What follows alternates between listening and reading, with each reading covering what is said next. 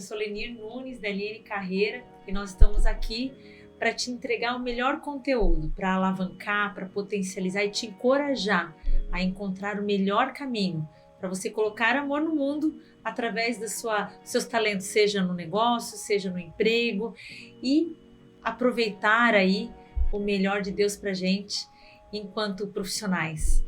E hoje aqui, gente, eu até digo que o podcast ele já começou, já tem mais tempo. E a gente queria realmente fechar esse ano que pra gente foi tão desafiador. Foi um ano de materializar, né, esse sonho de ter esse espaço frequente, que vocês que já acompanham sabem que a gente está com o nosso podcast desde 2019, né, abril de 2019, e esse ano foi um ano de materializar essa frequência, comunicar com mais frequência, e o podcast de hoje vai ser muito diferente, porque veio no nosso coração trazer para vocês um conteúdo que está muito no nosso coração. Quem convive com a gente sabe, né? O desejo de atuar não só pelo resultado financeiro, não só pelo crescimento linear de carreira, né, que muitos procuram, e muitos nos procuram para isso, mas é a busca pelo propósito. E eu convidei o Dr. Hugo e quero agradecer assim gigantemente, né, que é uma pessoa que fomos conectados há alguns meses. Na oportunidade, ele me deu de presente esse devocional incrível, né, o Oncofé, e que eu me propus a ler justamente para poder entender, né, essa seara mesmo de empreendedorismo social, de alguém que teve esse chamado muito claro. E Dr. Hugo, eu quero te agradecer, né? A esposa aí quase ganhando o segundo filho, né? Então, de tirar esse tempo, e eu sei que antes de estar na nossa agenda, já estava na agenda de Deus, né? De poder estar aqui e compartilhar um pouquinho sobre esse viver debaixo de um propósito, né? De materializar um sonho, que eu vejo no final de ano as pessoas pensam tanto nisso, né? Que sonho que eu deixei de viver esse ano? O que eu quero viver na minha vida para 2024, 2025? E muitos ficam nesse campo da comoção, né? Muitos vão para ação só quando são empurrados para isso, né? A gente lida muito com o processo de demissão, que é muito nosso dia a dia na consultoria. Muitos precisam, às vezes, de um momento disruptivo na vida para tomar essa ação, mas eu vejo que tem uma parcela muito grande de pessoas que não quer esperar isso e quer viver hoje, né? E ascender hoje para aquilo que realmente faz sentido e tem um impacto realmente relevante, que consequentemente existe a questão de ganho, de sustento, de lucro, enfim, né? Então, obrigada. Muito obrigado, um privilégio. Me sinto honrado de estar aqui compartilhando com uma pessoa tão nobre, rica em valores, que nesse bate-papo pré-podcast já valeu a minha própria presença, né? E vocês se sintam confortáveis, porque tudo que você vai ver e vai ouvir aqui, eu digo que é o meu melhor. É aquilo que me trouxe na minha jornada e aquilo que eu aprendi para poder compartilhar. E uma grande coisa que eu gostaria já que você entendesse, que é a sua principal irrelevância se você não contribuir com a humanidade. Que se você entender que é algo que é para você ter benefício através da humanidade, você está no papel invertido.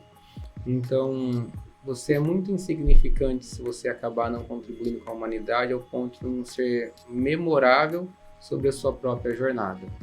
Mas que a humanidade grita por pessoas que realizem seus sonhos. Porque as pessoas que vieram para realizar os sonhos conseguem transformar a humanidade. E eu sou uma pessoa que vive o meu sonho. Que eu quero saber, eu acho que isso vai ser muito... E é muito interessante, porque essa semana, doutora, assim, ó, eu li uma frase que todo mundo já leu essa frase. Muita gente já leu essa frase. Ele é tão rico, que só tem dinheiro. Uau! né? E passa muito por isso, né? Não é só sobre isso, né? Mas eu queria começar. Eu tive a oportunidade incrível naquela conferência de empreendedorismo cristão, te ouvir, e essa essência do empreendedor social, né? Porque eu vejo que dá muito luz essa questão do propósito, né? E eu queria que tu contasse um pouquinho como é que surgiu esse sonho. Agora eu vejo assim que mesmo com tantos desafios aí que você tem pela frente, né? Em Joinville você tá há quanto tempo em Joinville? 5 anos. 5 anos, né? Então eu vejo assim, tá construindo uma história incrível, mas isso nasceu há muito tempo, né? E queria que, de repente, quem é o Hugo que não tá no LinkedIn, né? O Hugo, que é um médico humanizado que tá lá, enfim, mas quem é o Hugo e quando surgiu esse sonho, doutor Hugo? Eu digo que o meu sonho principal é realmente através da minha ambição de tornar o mundo melhor. E o mundo que eu consigo tornar melhor começa dentro de mim. E quando eu começo a visitar a minha própria história e entender os caminhos que ela me trouxe sem eu mesmo escolher, eu já vejo que eu fui um privilegiado para despertar a consciência muito cedo relativamente na vida. Uhum. Cedo por quê? Quando eu tinha 14 anos, então eu tive o diagnóstico de câncer. E a grande pergunta que se diz, as pessoas tomam consciência ou através de um grande impacto que é a dor, que foi o meu caso através do diagnóstico da doença, somado com algumas palavras, ou então porque a pessoa está submetida a um ambiente que vai despertando consciência e vai fazendo com que ela abra o olho para isso. E em algumas fases da vida, algumas pessoas também escolhem por isso. Poxa, agora eu quero ter mais consciência, eu percebi que eu acabei falhando de alguma forma. E dessas formas que nós conseguimos entender e passar a olhar para a nossa própria vida, só que às vezes a gente não tem noção da finitude. Exato. E quando eu pensei na minha adolescência, que eu estava com 14 anos e que a minha vida não teria, entre aspas, um fim breve, eu fui surpreendido com algo que me apresentou um fim em 90 dias. Então, peraí, se por acaso eu estou pensando que vou durar, entre aspas, muito tempo e pode virar uma página e dizer para mim que pode ser de repente, talvez o final, eu entendi que o que eu tenho eu não posso esperar o tempo passar, que talvez não dê tempo para construir o que eu vim fazer. E aprendi a respeitar que o ciclo da vida, a morte, ela é real. Então, respeitando a morte, o meu foco é na vida. Então, dessa forma, eu fui amadurecendo e trazendo consciência e respondendo as perguntas que talvez você corre. E eu digo que a única pergunta que você precisa ter pressa para realmente responder é: quem é você? E na nossa própria infância tivemos, eu digo na minha geração de 80, vamos dizer assim, que eu tô... Somos dois. Nós respondíamos muito a pergunta: o que você vai ser quando você crescer? Exato. O que você vai fazer depois que você crescer? E começaram a sermos empurrados, de certa forma, para fora de nós, para poder olhar o que gerava admiração, ou é prestígio social por uma carreira, ou então poder econômico através da carreira. E o que ela vai me gerar enquanto fatores de poder, de status social. E as famílias aceitavam, então, entregar os seus filhos para essa missão por um diploma ou então por um cargo empresarial, e as pessoas eram de fora para dentro. Então, o meu rótulo social vale muito mais através do quem eu sou. E hoje nós percebemos as pessoas que viveram essa carreira e voltaram a repensar na própria vida, estão frustrados e lidando com uma situação emocional que se aposentou, foi demitido e agora? Cadê meu chão? Não sou ninguém. Eu fui construído em cima de um papel e de um diploma ou então de um cargo.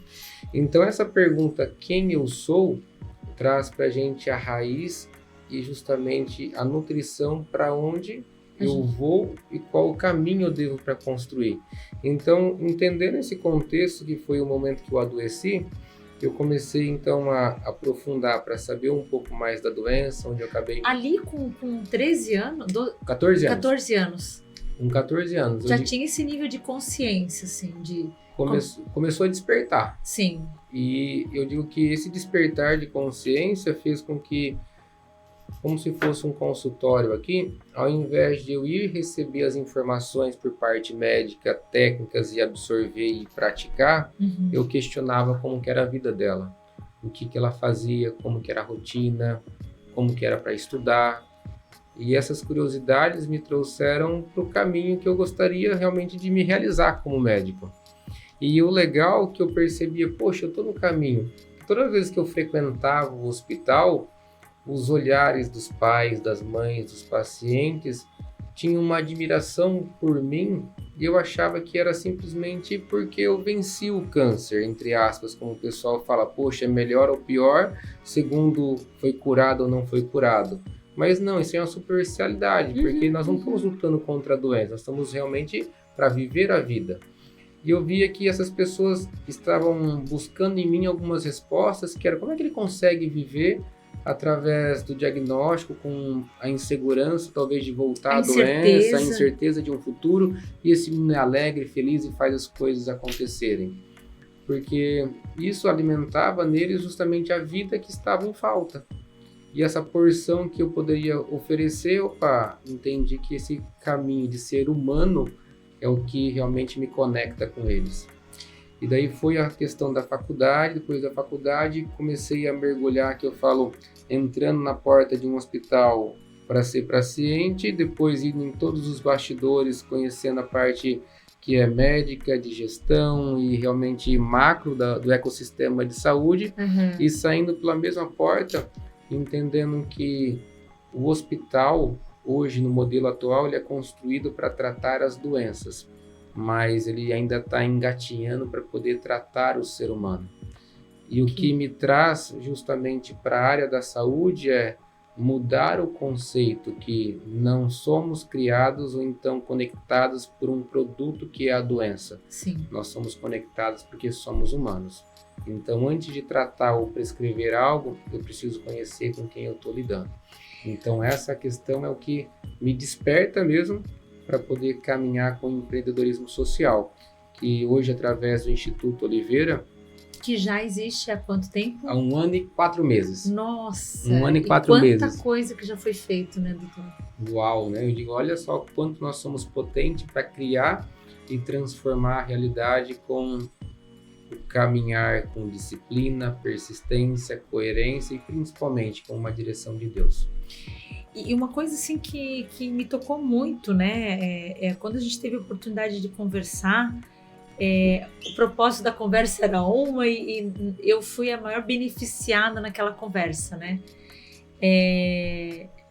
Eu tive a grata experiência, né, de você compartilhar. Eu tive uma perda, né? Naquele dia você teve uma perda também de uma paciente, enfim, que se conecta muito com a idade da minha filha e o nome era o nome da minha filha também. E aí eu vejo assim que... E o devocional traz muito isso, né? A abordagem que eu tenho sobre isso, né? O diagnóstico não é o fim, ele pode ser um novo começo, né? E ao ler, assim, eu tenho muitas páginas, assim, que realmente foram muito impactantes para mim, mas eu selecionei uma que é sobre não confunda as coisas, não confunda o seu valor, e que se conecta muito com o que a gente tem falado, né? Então, aonde eu preciso ter clareza do por que eu estou fazendo. Porque eu vejo o que as pessoas elas fazem no modelo automático, fazem por referências sociais, por referências às vezes da família, né? Meu pai foi isso, eu também vou ser isso.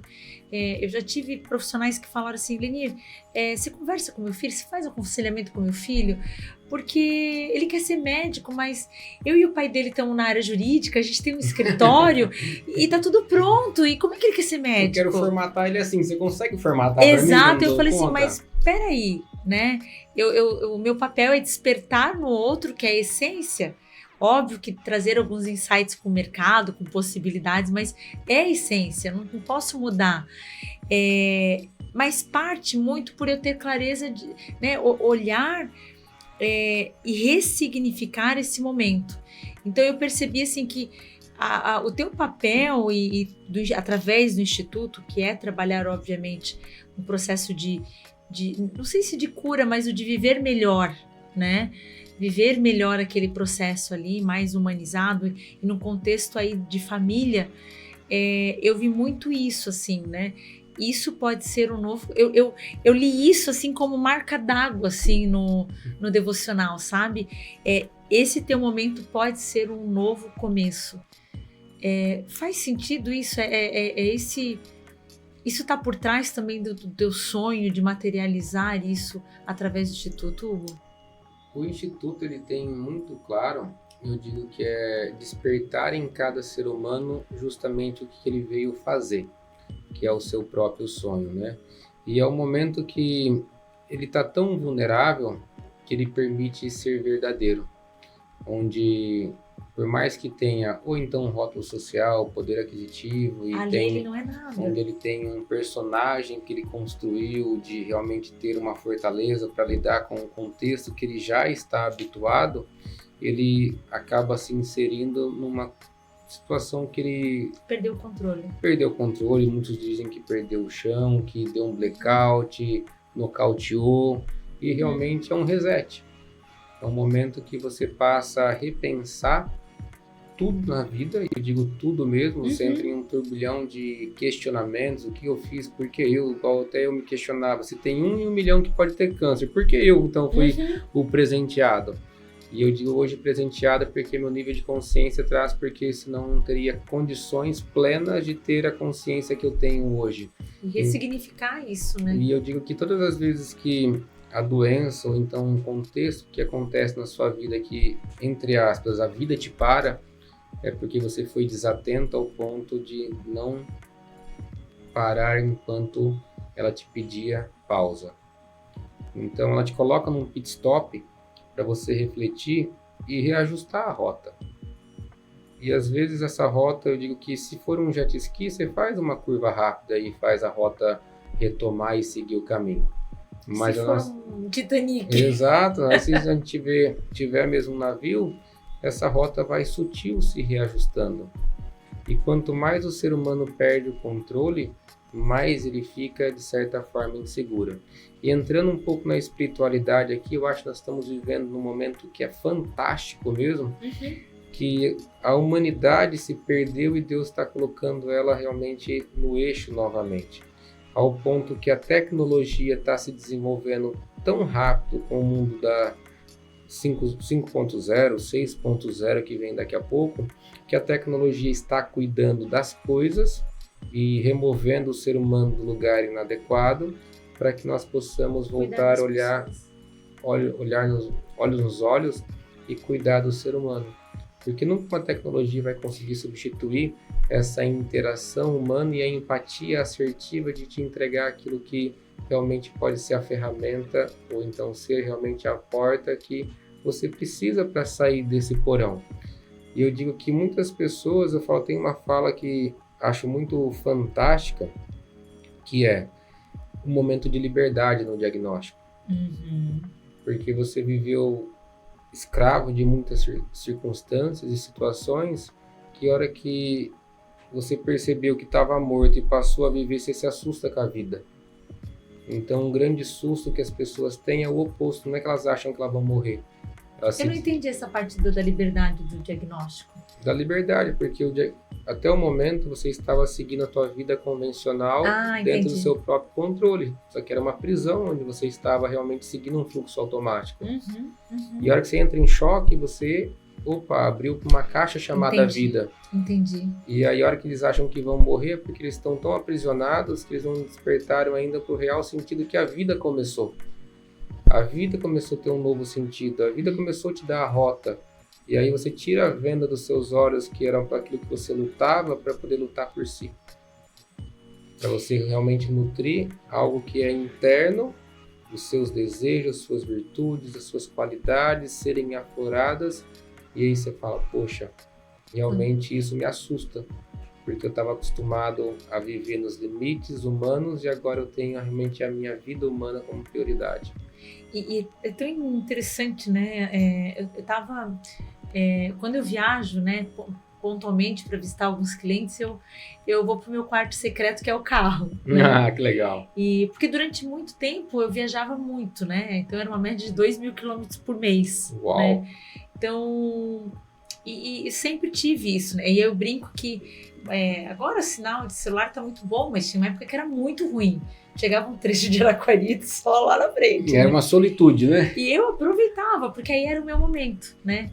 E essa semana, especialmente indo para São Bento do Sul, que aí é serra mesmo, né? Eu também estava ouvindo um podcast e ele estava falando sobre algumas coisas, era do Thiago Nigro, até um podcast antigo. E uma das pessoas falou assim, nossa, a gente vive uma vida tão dinâmica que a gente não saboreia o que a gente come, né? Top! E eu fiquei pensando muito nisso, porque também eu não quero ficar só pensando em, tá, e como é que eu vou mudar alguma coisa, né? Eu preciso mudar algo hoje, eu não preciso esperar algo. Mas aí a pergunta que eu quero te fazer, doutor Hugo, assim, ó, por que muitas pessoas, elas só fazem elas só ressignificam a vida, porque ainda, né, quando tem ou um diagnóstico ou algo realmente perde o chão, né? Eu acredito que tem uma grande interferência sobre a nossa infância e sobre a nossa adolescência também. E eu digo que a maior dificuldade que você tem é de olhar além do seu próprio espelho para te conhecer como verdadeiro por dentro. E a dificuldade do ser humano de olhar no seu próprio espelho e ir realmente de forma densa está pelo fato que ele vai encontrar com as suas feridas, com as suas questões pessoais, que, poxa, eu não sei lidar com isso. Eu evito o confronto, mas eu entro em conflito. E todas as vezes que eu quero silenciar algo, eu tenho ela de companhia. E as pessoas hoje estão acostumadas a viverem feridos com o próprio derramar do seu próprio sangue, vamos dizer assim, do que buscar a sua própria cura. A pessoa quer se empoderar pelo que se faz, mas não tem o poder de olhar para si. Então, até porque gasta energia isso, né? E eu tenho muita pressa. Para você ter eu digo que é uma medida, o tamanho da sua ferida está no tamanho da dificuldade de você olhar para você. Uau! Então isso daí é um parâmetro para você ver o quanto você está machucado. E começa pelos simples detalhes que eu falo, poxa, olha para uma foto. Você tem dificuldade para ouvir a sua própria voz após a gravação? Você tem dificuldade de assistir talvez o podcast que você mesmo gravou? Você não está aqui só para liberar. Você está aqui para fazer o seu autoexame, buscar examinar o teu próprio coração e ver justamente os detalhes que você pode aperfeiçoar. Essa que é a alta performance de uma mente praticamente com consciência plena, de ter a sua autoavaliação após cada desempenho. Ao invés de querer dar o próximo passo, mas qual foi o resultado do passo que eu dei? E medir isso, né? E o principal, eu digo que você vai se encantar pelo grande momento que é uma das falas que você trouxe aqui, que às vezes a gente está tão, eu falo, esperando pelo extraordinário que esquece de vibrar pelo seu próprio básico. E a vida é simples, mas ela não é fácil de se viver.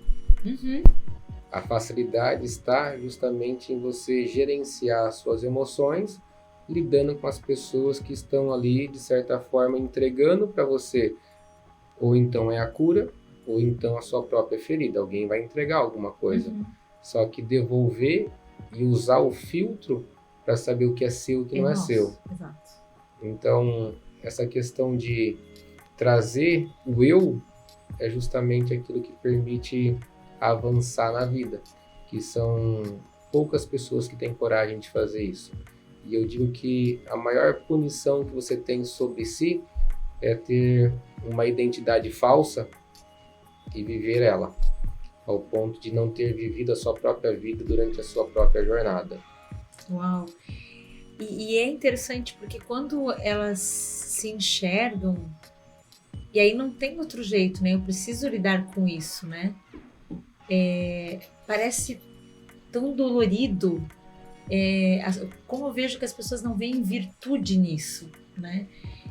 Eu vou trazer aqui um pouco da minha realidade de transição, né? Então eu fui desligado, talvez eu já tinha vários sinais de que aquilo ia acontecer, eu não tinha coragem, ou eu não tinha planejamento financeiro para isso, que também acontece, mas às vezes eu vejo como as pessoas não sabem os vários lutos, né? Então elas não aproveitam aquele momento muitas vezes para ressignificar as relações. Elas querem imediatamente fazer um movimento, até mesmo para não ter que pensar o porquê que aquilo aconteceu. A doença, quando eu tenho o diagnóstico, também passa um pouco por isso, né? Eu tentar eu preciso, isso não pode acontecer comigo.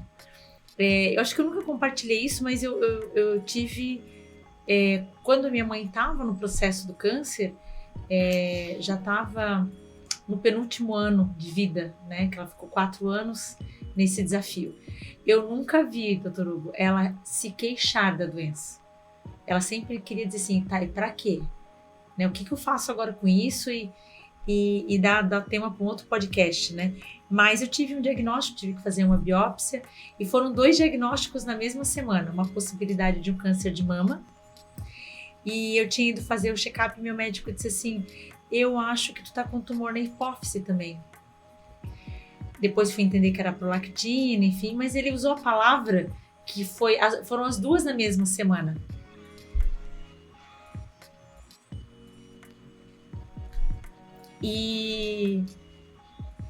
E foi muito desafiador, né, naquela época, lidar com essa possibilidade, tendo a minha mãe naquele processo, né?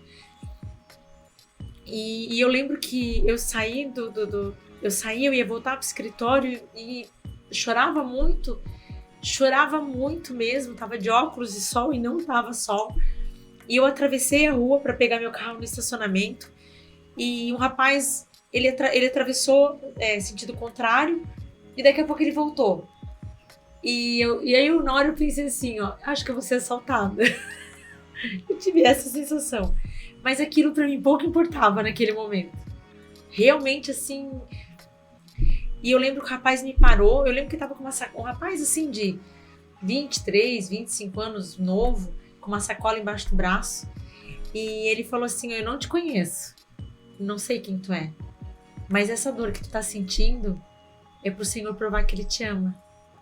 E ele me entregou algumas palavras, ele não perguntou meu nome, ele não perguntou absolutamente nada de mim.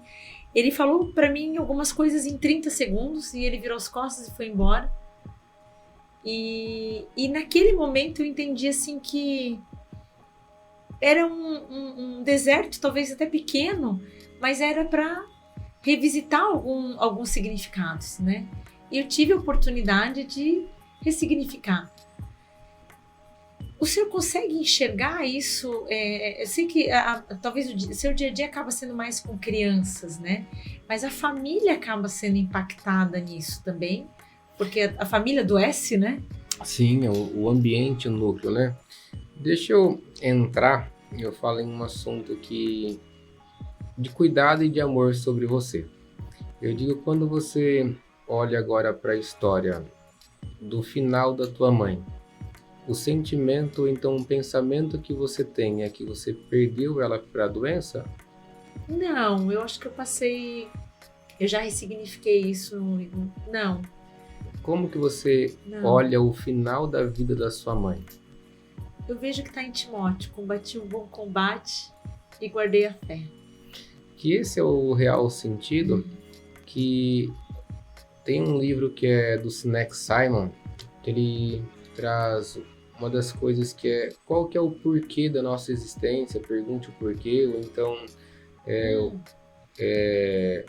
a leitura que você não está na vida para poder colocar parâmetros de vitória ou derrota. Sim. Que ela é realmente para você se realizar durante essa própria jornada. E as pessoas, muitas vezes, quando falam a doença, a câncer, fala, poxa, meu filho morreu, perdi meu filho pro câncer e tudo. E eu digo que é mais ou menos uma cena que daí pode extrapolar para os outros parâmetros, que faz de conta que essa xícara aqui fosse uma bolinha. E quando eu estou ferido, faz de conta que ele tem uma caixa aqui de bolas brancas e uma única que é preta. Uma única que é preta. Só que essa preta está escrito câncer. Ou então está escrito ferida. E quando eu estou machucado, eu simplesmente pego a bola preta e acabo pegando essa bola preta e tacando em todas as pessoas. Que é o único ponto de vista que eu tenho, que eu estou aprisionado e estou vivendo escravo.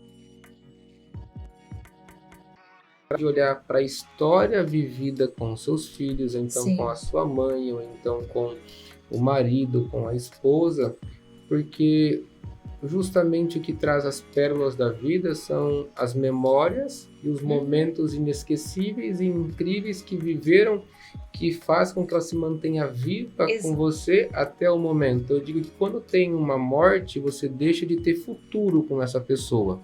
Mas não deixa de ter história com ela. Mas não deixa de ter história. E aí eu até provoco com as famílias as memórias que vão ser perpétuas na nossa existência, que elas sejam as boas experiências. Igual quando alguém falece, vai de conta que aqui é uma sala, tem tantas fotos e memórias dessa pessoa. E aí, por estar ferido, eu quero silenciar e tirar tudo, colocar numa caixa, ou então até mesmo dispensar ou jogar fora, mas não adianta eu tirar fora físico se está aqui dentro.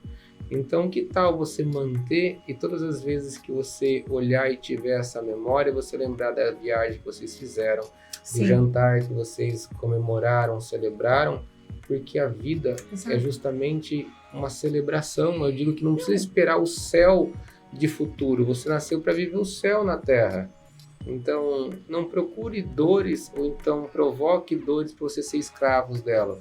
Mas confronte, por exemplo, a questão de algumas feridas, o porquê que elas fizeram esse sentido, porque você vai voltar a encontrar as bolinhas brancas e pintar essa de preto e de branco novamente. Exato. E aí você está totalmente curado.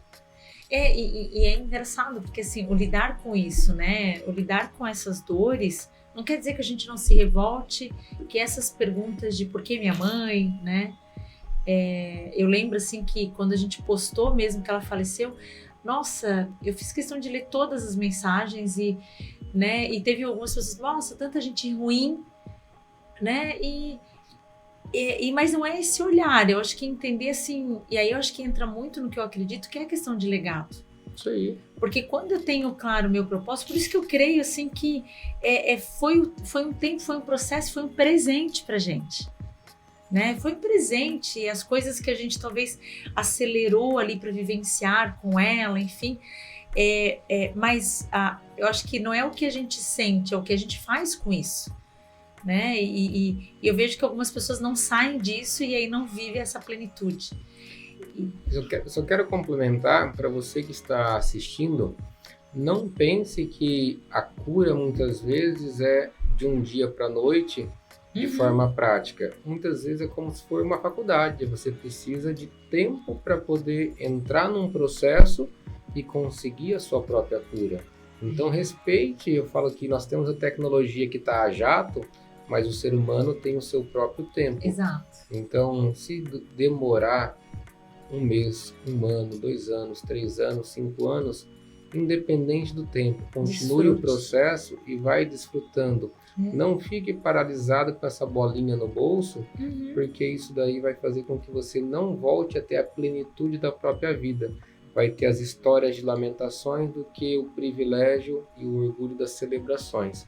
Então, respeite o teu próprio processo, do que hoje eu estar falando sobre a minha própria história de vida, você trazer a sua experiência da sua mãe também, mas são processos vividos, mas não quer dizer que o processo que você vai enfrentar não seja desafiador para a sua própria realidade. E eu vejo também, trazendo um pouquinho para o contexto de empreender em algo com propósito, quando eu lecionava, uma disciplina chamada coaching de carreira, eu fazia uma brincadeira com os alunos. Eu falava assim, ó, vocês ganharam uma grande herança de uma tia viúva e sem filhos. E era uma brincadeira, durava às vezes um período inteiro da aula, e eu via que a maioria se conectava com projetos que abandonaram, com sonhos que abandonaram. Uau, que massa! Eu lembro, assim, que foram alguns anos lecionando, mas assim, e nem eram todas as turmas que eu aplicava essa dinâmica, eu precisava sentir que fazia sentido para aquele time, né? Então a gente definiu um valor, milhões, que eles ganharam, mais do que a Trimania, para ser algo assim que... É para encher o bolso, realmente. Né? E aí vinham alunos assim, ó, ai, professor, eu faria uma quadra de basquete no meu bairro, uma baita estrutura para a família, porque eu sempre sonhei jogar basquete e meu pai não via futuro, né? E aí eu faria isso, eu ofereceria isso para uma comunidade carente, enfim. E o que é legal é que como as pessoas em momentos assim, desse tipo de reflexão, elas resgatam sonhos. E eu acho que do empreendedor social tem um pouco de ressignificar, às vezes, a história.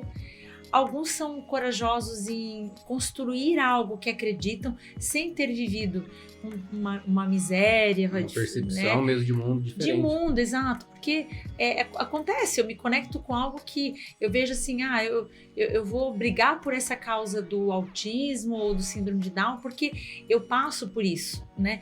Mas a virtude muitas vezes está em eu observar isso como oportunidade. E eu vejo que muita gente que pode estar ouvindo a gente, doutora, assim, ó, tem um sonho que vai causar impacto social, que se conecta com os talentos que ele tem. Talvez ele não tenha grana para materializar isso, mas ele tem talento para isso. O que ele precisa, né? E talvez, assim, que recursos de atitude, de habilidade que você ousou ter para materializar esse sonho que já saiu do papel, né? Ele está no processo, mas ele já saiu no papel. Eu quero 2 pontos aqui. Eu digo que muito importante para todos que já passaram a adolescência, na nossa realidade, a nossa imaturidade de lidar com o adolescente, muitas vezes nessa fase, ou seja, na primeira infância, ou então na segunda, entre aspas, fase de amadurecimento que é a adolescência, você começa a ter um despertar de consciência que muitas vezes quem te sufoca são os familiares e no seu próprio ambiente. Então, muitas vezes você está com o seu próprio DNA aflorado ali, e ali você teve a percepção de mundo, só que quem matou o teu próprio sonho foram as pessoas, porque você colocou esse sonho no solo que não era fértil. Uhum. Então, eu já provoco vocês, porque muitos pais falam, nossa, eu queria que meu filho fosse médico também, tal, por conta da sua própria história. Então também não confunda que por mais que teu filho tenha autismo, que tenha síndrome de Down, que tenha câncer, que a sua causa também seja vinculada com a sua dor. Tem muitas pessoas que confundem, por quê? Porque eles querem entrar na causa para ter benefício para o seu próprio filho, para o seu próprio realmente familiar, que aí não está ligado com o seu propósito, está justamente com o seu ego de ter realmente de essência, né? E aí, só esse ponto de atenção que eu gostaria que vocês tivessem, porque causa confusão. Excelente. E muitos mergulham nesse processo, mas o teu grande ponto de voltar é com a tua infância, ou então justamente na tua adolescência. E não é onde você foi ferido, ou seja, se alguém cortou e te colocou para um outro caminho, não é para você distorcer a tua identidade e viver a sua própria ferida. É justamente para você trazer o remédio, tirar a poluição e encontrar de novo a sua própria água pura e limpa também. E aí comigo voltando, né? Como que surgiu essa parte de empreendedorismo social? Eu digo que muitas pessoas vão acabar ficando infelizes e insatisfeitas e reclamonas na vida, mas sabendo que dentro delas tem o potencial de transformar a realidade. E se você for perceber, eu falo, eu sou um improvável. Improvável através da doença, improvável para poder ser médico, improvável para tantas outras coisas. E eu já superei todas essas coisas que eram, de certa forma, difíceis para a fase que eu estava vivendo. Só que eu tenho potencial, eu preciso nutrir esse potencial. E quando eu percebo que eu estava aplicando meu conhecimento técnico médico, estava limitado pela repercussão que eu poderia ter frente à carência da humanidade, e poxa, eu posso realmente fazer algo que vai ampliar isso, onde mais pessoas possam ser beneficiadas. E aí, ao invés de reclamar, eu comecei a dar solução e um caminho que até a gente estava conversando um pouco antes. O que é inovação? Eu digo que a grande sacada da inovação hoje, eu não estou criando nada novo no Instituto Oliveira particularmente. Ele é uma replicação daquilo que já existe no mundo. Então, o Instituto Oliveira e a inovação que se tem é dar acesso ao que já existe na localidade presente. Então, acredito que a grande inovação é dar mais acesso de qualidade àquilo que já existe para um maior número de pessoas, que isso daí sim é valor. E um modelo que é muito praticado em níveis mundiais, que é o empreendedorismo social, que é a balança entre o que é lucro e o que é impacto, então rentabilidade. Enquanto as empresas criam produtos para poder realmente ter renda e socar a goela abaixo a venda de um produto e achar que isso aí é sucesso, não, espera aí, deixa eu entender. Como que é a mente do ser humano, como que eu conecto com ele, qual que é a realidade dele para eu poder desenvolver uma solução daquilo que ele precisa. E quantas pessoas podem ter o benefício através desse novo conhecimento, então desse novo produto criado para dar solução. E aí, através disso, eu entendo que o lucro está no valor e na quantidade de pessoas que são beneficiadas sobre isso, do que realmente a rentabilidade e a fortuna de uma empresa que pode se beneficiar para poucos. E além de tudo, eu digo que a questão da gestão humanizada empresarial também vai muito além de contratação profissional por cargo, mas que ele possa entender, poxa, como que esse ser humano está? Momento de vida, qual fase, qual que é o sonho, o que ele tem de história de vida que precisa de auxílio, que eu possa contribuir para a realização mesmo dele de vida, para que o maior lucro que eu possa ter sejam seres humanos realizando seus próprios sonhos. Que eu possa reajustar a rota, não para poder lamentar a saída de alguém, mas para eu poder dar a liberdade de construir sonhos através da semente que eu cultivei.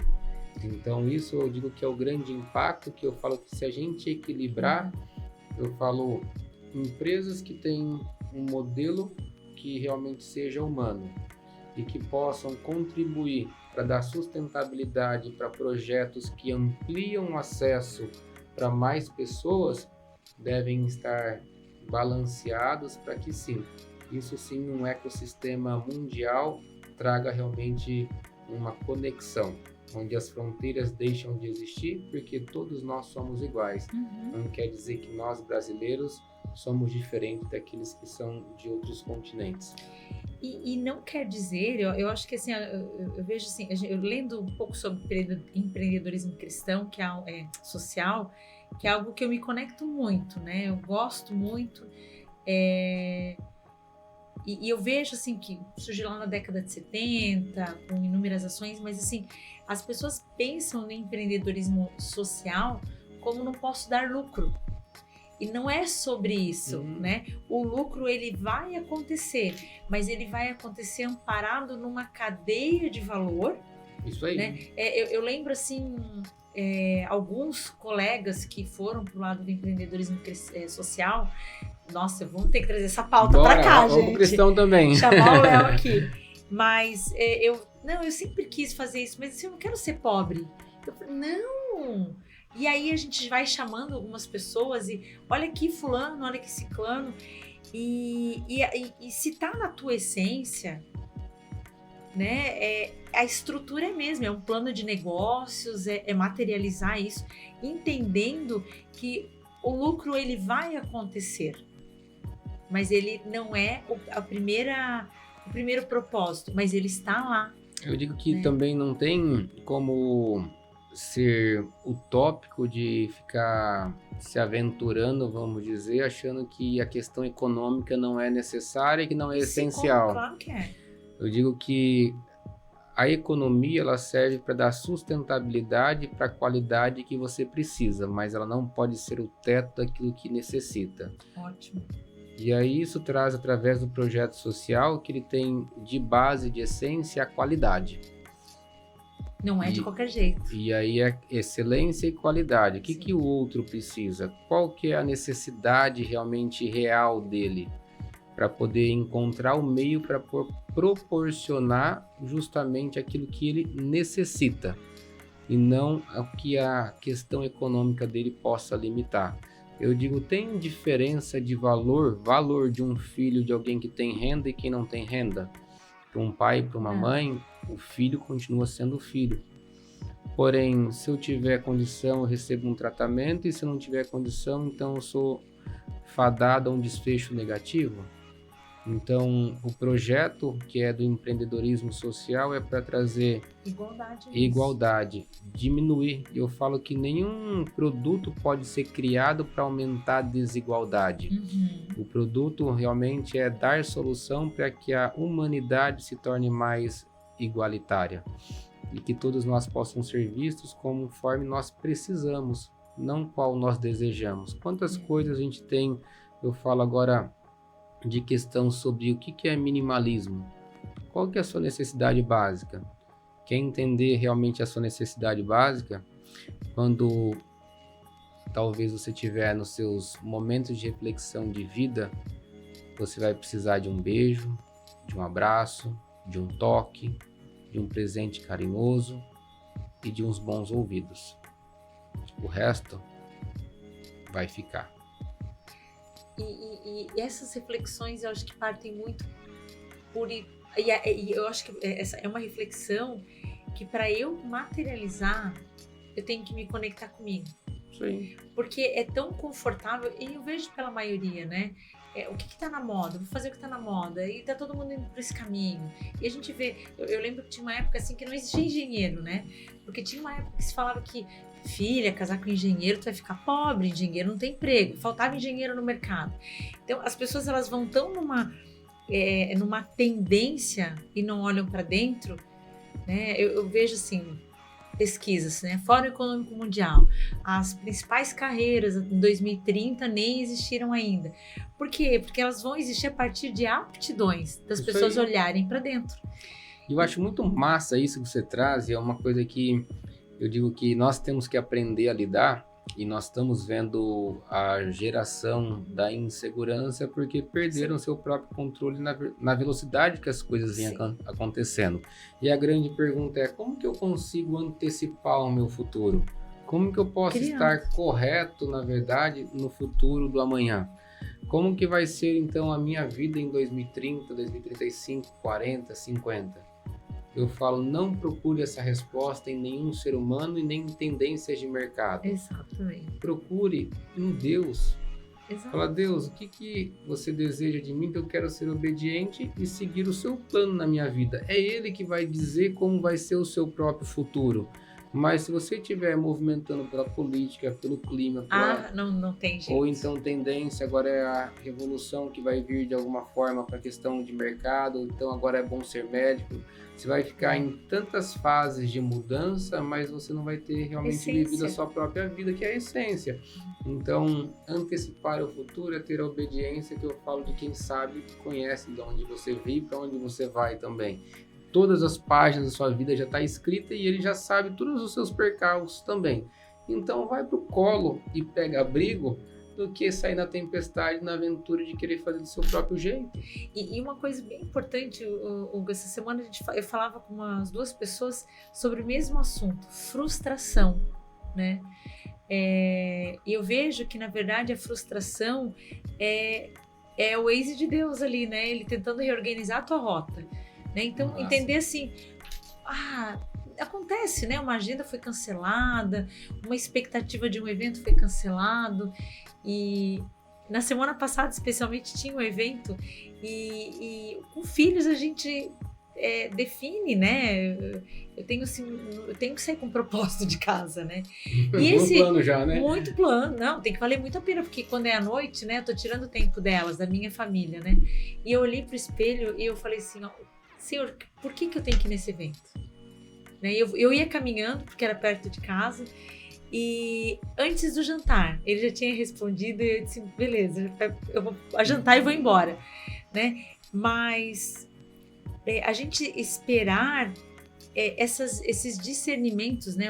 Ou estar atento a ouvir a voz de Deus, né? E isso a gente precisa silenciar muitas vezes a nossa própria voz, né? A maioria das vezes. E aí tem uns que eu acho barato, né? Que não querem reconhecer a voz de Deus e falam sexto sentido, né? Eu acho barato isso. Pode ser, vai. O universo jogou e tá tudo certo. E eu vejo assim que quando a gente está debaixo da vontade dele, e uma vez eu conversando com essa pessoa, é igual quando a gente tinha um namorado feio, que todo mundo sabia que era feio, mas te encantava. Mas ele me encantava, eu tinha tanta certeza daquele relacionamento, que é assim a voz de Deus. Ela não precisa fazer sentido para os outros, ela tem que fazer sentido para mim. Não vai ter razão nenhuma humana que vai compreender aquilo que é a mensagem isolada para você. E tá tudo bem. E tá tudo bem. Na medida que eu caminho, né? As pessoas têm uma música que eu gosto muito. A gente bota o pé e Deus bota o chão, né? Boa. E por quê? Porque são eu não vou ter um plano concreto, né? Eu não vou ter o plano de negócios é o que cabe a mim, a eu materializar, né? O plano de carreira é algo que eu preciso me organizar também. Mas a resposta não é minha. Né? A gente não pode terceirizar, né? Vamos ver o que Deus quer, né? Não dá também. Mas eu acho que materializar e esperar essa pavimentação do caminho, né? Eu digo que o caminho se conhece caminhando. Caminhando, eu exato. falo que rompendo a sua inércia, você vai descobrindo as suas habilidades e aquilo que você projeta muitas vezes é muito irreal. Você viaja na maionese. Você constrói como se faz de conta que é uma viagem daqui para Disney, você fantasia no mundo perfeito, que o que nós chamamos de capacitação é a turbulência real. Exato. Vai ter atraso do voo, vai ter realmente um espaço apertado, vai ter o desgaste físico, o desgaste emocional, e aí você tem que aprender a lidar que isso é o amadurecimento, do que ficar envelhecendo na vida e estacionado esperando acontecer o seu mundo ideal. Então não dá para se frustrar com o ideal que você cria para não aceitar o real que deve ser modificado. Que excelente! Expectativas reais e ideais. E aí gera frustração porque você não está sujeitando mais ao processo do próprio ciclo. Você quer do seu jeito. Tá forçando algo. Exato. E aí a hora que você empurra algo, quer forçar, você está sendo tão agressivo ao ponto de se ferir também. E eu digo que todas as vezes que você está se frustrando, é justamente porque você não está concordando com Deus. Olha só, não tinha pensado nessa ótica. Porque a frustração está sobre o seu desejo humano com a realidade que Deus te traz. Então, se você não concorda com Deus, a tua frustração vai ser grande. Porém, eu entendo que todo ser humano trabalha sobre plano e sobre realmente aquilo que acontece. Não estou dizendo para ser negligente e aventureiro e trabalhar em cima de imprevistos. Não.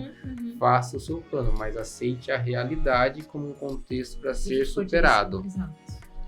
Até aquele trânsito parado, né? Pode ser uma oportunidade para gente, né? Sim. Eu digo que é andar sobre a intenção de Deus. Exato. Você vai encontrar realmente oportunidades para poder construir, abrir, ampliar sua própria visão, o seu caminho em toda circunstância. Porém, eu digo que quem tá brabo fica burro, fica cego e desperdiça todas as oportunidades que Deus criou nesse mesmo momento. Tem uma história que tem, como estamos falando de chuva, né? Estamos na enchente, né? E aí tá vendo lá a casa enchendo de água, daí passa o bote e o cara orando para Deus. Daí passa, e aí você entende que as oportunidades estão criadas, porém a sua emoção distorcida te cobra muito cara, porque perder a consciência por um período pequeno pode te levar à morte, porque você não consegue recuperar ela se não estiver no ambiente correto. Você pode perder a rota da sua vida se você perder a consciência, nem que seja por um segundo. Quantas pessoas que se acidentam porque perdeu a segurança do carro e realmente tiveram a fatalidade. Mas isso é para trazer a forma prática. Mas eu digo nas suas emoções, eu falo que a pior pancada que você pode levar é aquela que você está despreparado. É verdade. Porém, se você estiver debaixo do guarda-chuva de Deus, você não vai levar pancada. Você vai estar protegido e seguro, blindado e com o coração ensinado para as adversidades que se vêm. E aí vem, acho que uma coisa assim para a gente caminhar, vem muito essa questão da gratidão, né? Porque aí, trazendo, né? Eu acho que tudo faz parte de um processo, né? As estações, Sim. Nem sempre a gente vai estar no verão, nem sempre a gente vai estar no inverno, mas isso faz parte do processo. E eu acho que a gratitude, né? Eu li um livro esse ano, A Liturgia do Ordinário, né? Então, entender no dia a dia quantas coisas a gente pode agradecer, né? E como a gente foca na bolinha preta e aí a gente perde de foco, ou a gente planeja de uma forma tão cronometrada, eu usei essa palavra, né? Que se sai alguma coisa, a gente perde a oportunidade de entender o porquê, né? E como Simon Sinek, né? Um dos livros dele eu sigo ele há bastante tempo e gosto muito dessa essência, né? Do ouvir, e do ter essa sensibilidade para ouvir. E eu digo para nós brasileiros, nós temos uma mentalidade de escravidão e de orfandade desde a colonização nossa. Então vem nessa colonização que a gente está acostumado ao ajeitado, as coisas que são realmente escassas, de miséria mesmo. Porém, se você continuar com essa mentalidade, você vai viver justamente a tua vida debaixo de algo que já aconteceu no seu passado, mas não justifica. É você realmente se permitir em abundância com a vida extraordinária que você tem condições e almeja, só que você precisa se movimentar em direção a ela. E a mudança principal é da própria mentalidade, da consciência. E eu digo que se você não tiver sendo verdadeiro e falar assim, não, isso aqui tá machucando, isso aqui tá doendo, isso aqui a minha realidade tá foda, você nunca vai conseguir modificar ela porque você não deu o sentido real para ela. Você tá fantasiando, inventando, iludindo, mas você tem total capacidade de transformar isso, de alterar. E se você conseguir alterar, você vai entender por que pessoas estão vivendo uma vida tão abundante, porque elas entenderam que ela tem um pai e que a promessa de Deus na vida nossa é uma vida extraordinária, abundante.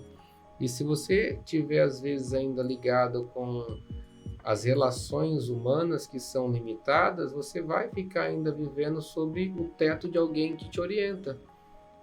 Adianta eu ficar na minha universidade recebendo a mesma aula do mesmo tema e ficar estacionado? Não vou me desenvolver, porque a capacidade humana está ali naquele teto. Mas a vida é ilimitada. Você pode ir além, só que você tem que entender que não tem como andar na vida sem supervisão. Sim. Não tem como você querer fazer as coisas do seu próprio jeito e cair no buraco e sair desse buraco achando que isso é inteligência. O mais importante é você ser sábio para poder prevenir os problemas e pedir auxílio para quem já sabe mais do que você. Então tenha mentores, tenha realmente pessoas que supervisionam para trazer para você a amplitude da visão de onde você quer chegar, qual que é a realidade que você vai enfrentar, seja em nível espiritual, seja principalmente na relação conjugal, seja com maternidade, com paternidade, com carreira, com empreendedorismo, com finanças. Tenha plano e pessoas que vão acabar protegendo, por quê? Eles vão evitar que você faça cagada na vida. Vai evitar que você se frustre. Eles têm mais maturidade sobre isso. Então, por isso eu volto. Seja obediente a Deus e às pessoas que Deus coloca para você. Para as lideranças. Isso aí. Que rico, né? E como a gente tem assim um mar de oportunidades. O ano se inicia com 365 dias de oportunidades e que banquete, assim, porque Eu vejo tantas pessoas assim ansiando, querendo, desejando, mas não fazendo, né? Ou não materializando e não, ou esperando. Talvez assim alguém decidir por elas, né? E é massa isso, eu acho legal essa parte de Natal, que todo mundo se encanta pelo brilho que o Natal tem. Exato. Nossa, E aí o pessoal se encanta e fala, nossa, que legal se por acaso o Natal fosse todos os meses do ano, a gente vivesse esse brilho, essas coisas. Mas é que nesse momento, as pessoas, eu vou apertar um pouquinho, elas estão acostumadas com a fila do ganhar. Elas gostam do Natal porque tem um investimento externo, tem a questão que arruma, a questão de desfrutar, de entretenimento de forma geral, e elas simplesmente entram com tudo montado para poder participar. E você tem total autonomia para poder ter brilho em todos os meses, mas você vai ter que entrar na fila da conquista. Só que você está acostumado a ficar na fila do ganhar. Eu espero. E aí envolve protagonismo, né? E aí o brilho acaba. Passou o Natal, você murcha, nossa, ai que legal, o Natal passou, agora é só o ano que vem. Fica na sofrência do ano que vem. Mas se você entender que a luz que traz para o Natal, que é o Pai, que é o aniversário de Jesus, que está dentro de você, você vai ter realmente o teu caminho brilhante a todos os dias e entender que não tem nenhum marco que você precisa para trazer realmente uma dose extra. Você já vive essa plenitude a todo momento e celebra esses momentos também, porque você está pleno, você não está precisando de uma dose anestésica, você está realmente celebrando porque você está cheio. Então, não espere o brilho de outras pessoas para iluminar o seu próprio caminho. Acenda a sua lanterna e seja luz para muitas pessoas na vida. E não que dezembro não vai ser um mês diferente pra gente, vai. Mas ele vai ser talvez um mês para fechar bem um ano repleto de conquistas, né? Isso aí, eu acho que para poder simplificar, falar o que é viver com Deus? É viver no mês de Natal. Que legal, que legal. É um mês que você celebra tanto, ele prepara tantas coisas boas que pode ser para todos os dias da sua vida. Não precisa ser justamente por, quem sabe, só o dia 24 para o dia 25, né? E não o dar presente, mas o ser presente, né? Top. Estar, assim. Eu vi isso numa propaganda da Luísa, que já esteve com a gente no podcast, que ela tem... ela é empreendedora também, e aí tinha uma imagem assim da família toda mexendo no celular e as crianças andando, né? Me marcou. E aí assim, tá todo mundo ali super arrumado para aquele momento, mas não tá ali. Não está presente. E eu digo que agora, para fechar o empreendedorismo, existe a indústria do consumismo nessa data. Infelizmente. E quantos empreendedores que estão vendendo o consumismo por rentabilidade? Sim. E estão celebrando que vendeu pra caramba um produto desnecessário. Porque ainda precisa de muita consciência, nós não estamos ajudando a humanidade. Estamos sim empurrando goela abaixo muitas coisas desnecessárias e celebrando por estar distorcido em cuidar do ser humano. Talvez teria porções para poder ampliar para uma humanidade onde poucos consomem e arrotam pelo seu próprio ego. Uau, celebrei o Natal. A principal celebração talvez seria mais pessoas de uma mesa e mais famílias unidas. Exato, integrais ali, né? E o amor realmente acontecendo, né? Não só para foto do Instagram, mas acho que bons momentos a gente esquece até de bater a foto, né? Quantos momentos gostosos que a gente... Mais sorrisos espontâneos, mais naturalidade, mais realmente... Mais piadinhas de coisas que aconteceram. Isso aí, mais descontração, leve a vida leve. Eu falo, não é sobre formatos, é sobre as formas que você vive, né? Turu, obrigada. É um podcast terapêutico, me serviu muitas coisas aqui. Nossa, esse eu não vou ouvir uma vez. Eu vou ouvir muitas vezes. E gratidão, eu acho que não só pela oportunidade daqui, né, mas a oportunidade de tê-lo por perto, né, de né, dessa pessoa tão acessível e generosa, porque eu acho que estar aqui é muito, eu acho que assim, é transpirar o teu sonho, sim, mas é a tua generosidade de compartilhar e saber que não é fácil, é desafiador, né? Eu imagino assim as tuas 24 horas, porque todo mundo tem as mesmas 24 horas. E para fechar, eu queria que tu me dissesse assim, hoje, como viver o nosso sonho? Tu falou isso o podcast inteiro, mas uma mensagem, né? Eu acho que aproveitar esse final de ano e assim, como materializar e fazer um ano diferente no sentido de servir, seja através do meu trabalho, através do meu negócio, através do meu ministério, através das relações. A principal forma que você pode realizar o seu sonho é passar a ser fonte, ao ponto de trocar a caridade, a esmola, que talvez te traga um prestígio de olhar para ser importante, para realmente ter importância para a humanidade. Eu digo que alimente dentro de você aquilo que você acredita realmente que vai transformar o mundo. Esse é o seu principal sonho, que precisa da sua atitude e sair da sua própria inércia. Vai exigir bastante tempo, energia e investimento de capacitação. Mas no final da sua vida, além de ficar a sua própria memória, você vai poder dizer que conseguiu. Que isso seja a sua principal mensagem de que realizou o sonho que veio através da sua própria existência. O como é através das suas atitudes. Por acreditar, talvez você me admire, mas a chave, a ferramenta é acreditar. Não tem segredo. E de forma prática, empresta aqui só um pouquinho o livro. Claro que sim. O que eu gosto de compartilhar? Que o livro é um presente para o mundo, mas não é para todas as pessoas. Ele só pode transformar a vida de quem deseja transformação. Ele tem mensagens que é de fé e de esperança. Ele entrega, mas se não estiver pronto para poder receber, não faz mais sentido. Um livro, né? E se por acaso tiver alguém que você lembre, ou então seja você que precisa e deseja de fé e esperança, não na maneira acomodada, mas uma maneira de olhar para a sua própria vida, você vai ser fonte de fé e esperança para outros também. Então, não consuma o livro, acabe se alimentando dele. E gostei muito e vou presenteá-lo também, não esse, que esse veio autografado, né?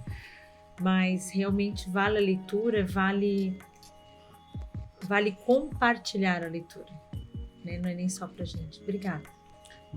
Obrigado mesmo por ter o privilégio de ter você para dividir a mochila da vida e compartilhar o teu saber, o teu conhecimento e me inspirar a ser um ser humano melhor. Desejo encerrar a vida com a admiração de mais pessoas, como assim eu te admiro. Obrigado. Obrigada, doutor. Obrigada, da mesma forma.